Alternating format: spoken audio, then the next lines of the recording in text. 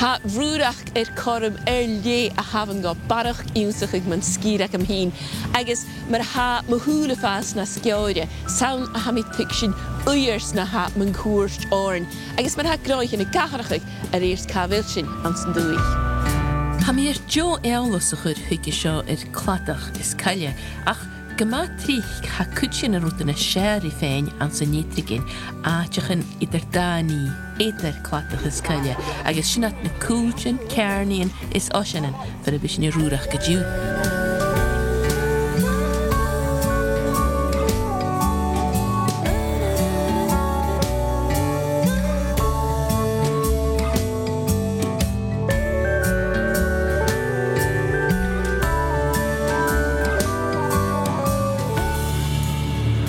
Sin siúil go bhfuil ina dúcha ar san rút míorhaite chaithcin an an bachcan an blautain in éir. Pres na chair ag an thaid a cha cáir is páirtin seo. Ha tuh séir agus tuh siar na dúcha chá Eadar-dhealaichte an nimmeach dói, agus sin a ha ar fágal is cóirichin tuh séir blautain i dú áid ha plantris an na heo nach be mis a fáithcin idir ag an thaid ein seir a plant an na heo. A ha chápícheant, go bhfuil cumasach agus a giolach ag ire gymabig ach commercialta agus an cáni le céad cuoinigh fiúsach an íre seo ha sin háast a tuirstenáire. Han Ràmh-Dhroigheann Mara na Feur-Rèisg gur an tráin seo agus a tífir féin go chuir bhaneach stala jo Bidh go company céirsnach go ha féin mai as a chula mír hin flaund. That's a really interesting berry, you know, comparatively to other types that do take a bit of working. But like we were saying, once you get used to that flavour, it's absolutely phenomenal. I mean, it's full of antioxidants, so really good in that front. Lots of vitamin C with it being so citrusy. You can taste it. Yeah, and it's really good for your immune system, it's good for your heart, it's good for your cholesterol. So the berries they make into juices, really delicious juices. So a concentrated juice which, you know, is drunk better in just small shots in the morning or something because it is quite a strong flavour. But they also make tea out of the leaves. They make jam, which is delicious. Oh, yeah. And even the wood. The leftover branches, they can make it into a sort of biochar as well. Amazing. So it's actually incredible. Het tuirst bic an úne fás cléachtir is a blas hiún hai. Díadach mar sin ach, éonas go fás a cléachtir, chan na rúna tu siar. Pláint a fás ag an nóid agus cleach go mí na cúrin Ràmh-Dhroigheann Mara son biadh san nítrigin na dhéanamh son sór bicláin ag ásíthe thoiseach a bhrút mílis.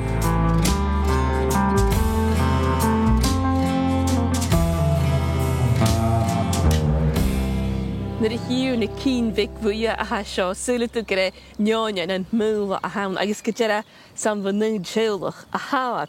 An néirin sé lus-eòlach a hachgéir agus go deire saun talamh a Frangach sios talamh go maith boch mar is tríche a ha galrach an na béirla agus an na galig sé lus-eòlach a héir agus ba mis sé díomhs man chu Neòinean-Sàilein na cín bhuia a bhá seo ach.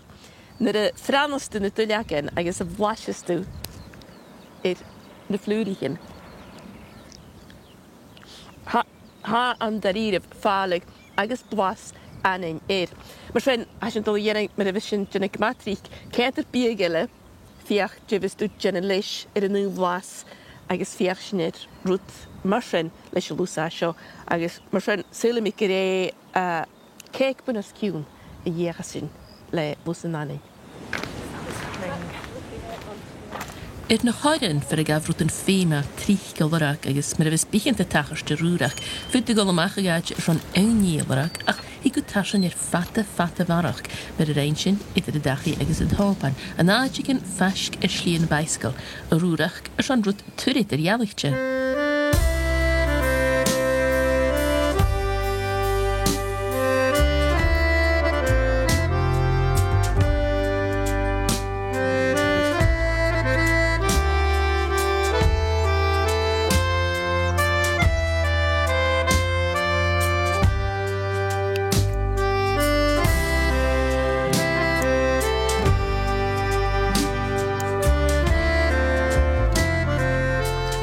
Pésar cápaile agus nar a bhlaisistúir.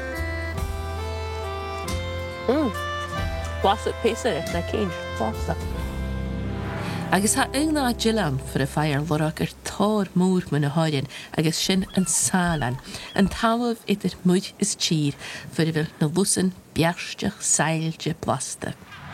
As sin eolach in Sínas a sin a bhig bólagart na Màiri scurvy scas cin vitamin C as na Seileachan. Agus fatamas rád a clechgach limaidin agus limaidin uaine a seo vat cuideach a clechgach is tú ha seo. An na béle sé scurvy grasahead ach an na Gaelic scas a chéil sin sé a Màiri a hacinir. Agus wow. Blast ma láidir. Agus sé blas wasabi a ham. Iad tú chlech agus an sushi. Sushi géalach.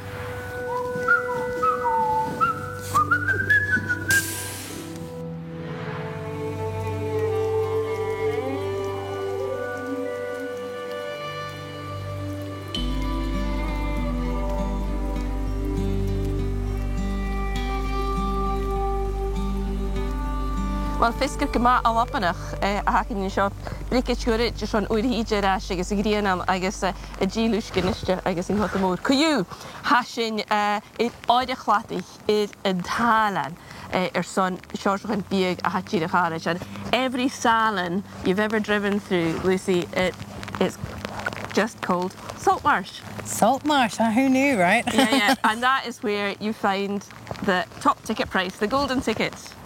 Stuff. Yes, absolutely, especially at this time of year anyway. And this is usually the queen of it all. That's the samphire. I would class it along with chanterelle and wild garlic to be really up there in the popularity terms, and one that a lot of people know about. It's a stunning plant. It almost grows like a cactus or something sticking out of the salt marsh. It's known as the pioneer down here as well, so it's one of the first that you get, which really helps solidify the ground so that other plants can grow. Ha lusning graaf na jo isimpledir Bidh an Dhalan ac ma fasanta ymysgrin tehen Bidh leomach beg a djónig nach eisi sin gwyf ca fashe lorg Ach, ha barach is sin di lorg as an talamh engatach h-àraid seo. Na sé han samfair gymatir lorg ach gos ie han stúha seo hel Liusaidh Cooke cheart choma mit a hilt nas blasta sé Neòinean-Sàilein a haun agus ha mit a levuin na Seileachan dyrach ran salad agus ha blas chavúr coltach í im sailte heidrach choma blasta seo.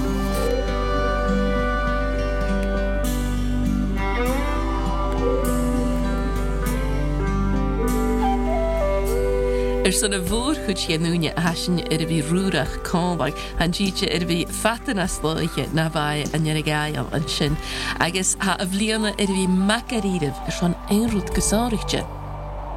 Fiús an na mian thamairí agus a luad neachtaris háast man cuairt mar a seo an Seileachan-Frangach.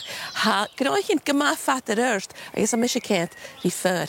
Ha ni leat bulach díseal a chanata gabh. Biad fas, rys na bawlachan, as na h-igheanan, achas a bí for a deach talamh a bhríste. So mi gleich deach gre seo a chiatrút a bhuain go leorachan nar a bheit sin bic an drís agus na smiaran. Schanné a bhain, chili no crumble a bhfuil mi smaoine chuigach a gléagstocha an na vinegar agus an na jochláidir.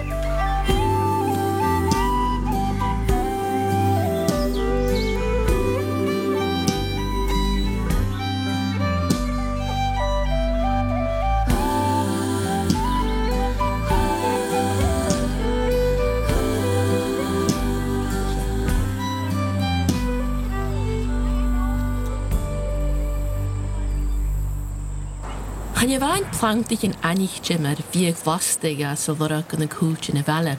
Gai úras an Seileachan-Frangach ige an na salad, na flúdichen a djennef na sirap, no at sins na Seileachan a djirimach son Johi can chaffin.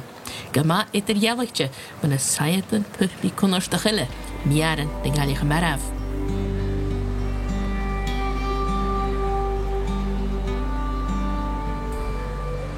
Lusin Chena ever Cooke an na béle chan bhain go le fásar na háin ach sé aine ciad flaantachen a gasas an na nuair a ha loischte ar neo fás. Bí an síal a fáil fatas fasin I gaí na íteach an cláineach agus get a bheith nuair sin a bhaie fat úne bhór. Noch íon Seileachan uair na uair gin a ríist na Uachtaigheanan.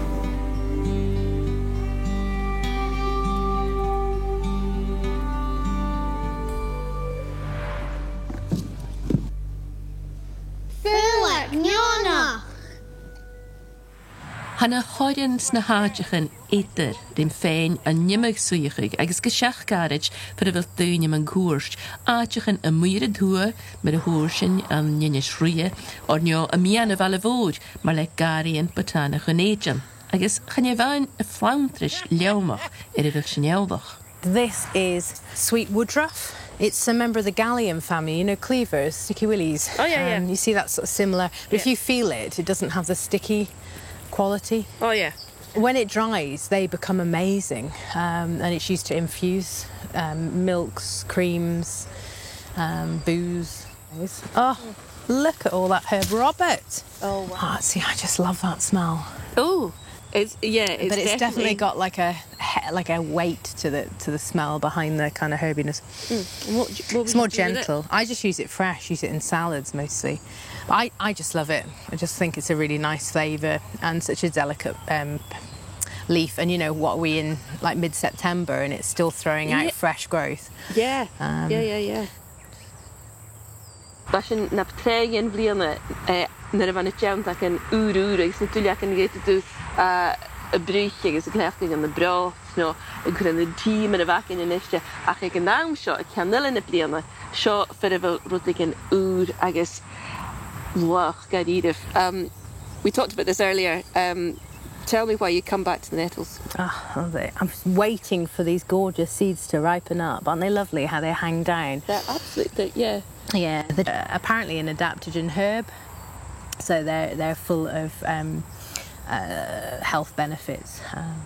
Mostly I use them for kind of getting you going in the morning, kind of giving you that energy if you're a bit tired or fatigued, or they're amazing, absolutely amazing.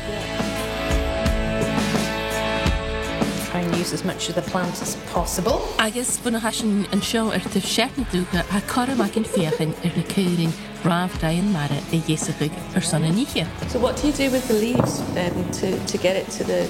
Can you just use them like that? Or You could just dry them and use them. like the taste is so sour, but that's actually quite a sweet floral smell. We like it though, don't we? Yeah. Right. Slightly messy. To make it extra special, we picked some hogweed seeds earlier. Féimar a bhí feichgalach le Ro-ràdh mar fearsta Healbhach na Cuireann ach an seo hasin dul raige an síal h-Iodhlainn son lus-eòlach.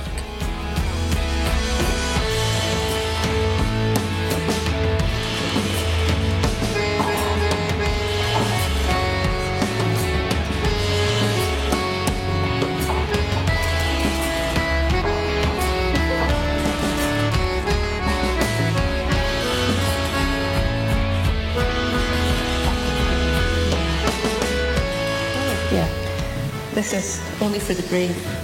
What do we say now? Sláinte. As if I don't know.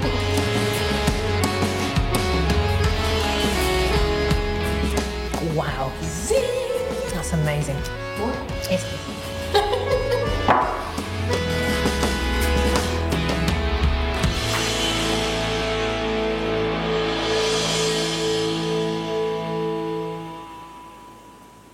Agus coinnicheh fiús na háireann agus na cútein a ha seo ha dá fríomhríocht háast a séamh. Mar héil sibh go túr cínteach as a fáint a bhfuil si bhcéad faca for a bhile, hena sé a bhí sábhailte, agus cúteach da buaineh ach bécan na haí agus chané tuilú sa cháid. An nátar is bis na céad ar na ha magúcht agus na ha an daríirih do dhéanach crón. Na measc an plant le cínt a hanas puisanta na cálsabí ile an breichtain ag go bhar cumas de bharag. Bhíach go bisibh cáildarin i Rùrachd son néamh agus ifrin súl a bhí h-igheanan.